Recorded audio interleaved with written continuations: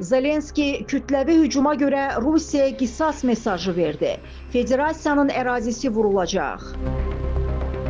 Ukrayna Silahlı Qüvvələri Rusiyaya zərbələr endirməyə davam edəcək. Report xəbər verir ki, bu barədə Ukrayna prezidenti Volodymyr Zelenski öz Telegram kanalında məlumat verib. Biz Rusiyanı diplomatiyaya məcbur etmək üçün cavab zərbələrini davam etdirəcəyik. Qətiyyətli addımlar atmaq üçün vaxt çoxdan çatıb deyən Zelenski, Amerika Birləşmiş Ştatları, Avropa, böyük 7-lik və böyük 20-lik ölkələrini Rusiyanın Ukraynaya zərbələrinə cavab verməyə çağırıb. Zelenski bildirib ki, Rusiya Silahlı Qüvvələrinin sentyabrın 28-nə keçən gecə həyata keçirdiyi kütləvi hücum 12 saatdan çox davam edib. Onun sözlərinə görə Rusiya ordusu təqribən 500 pilotsuz uçuş aparatı və 40-dan çox raket, o cümlədən hipersəsli kinjal raketlərindən istifadə edib.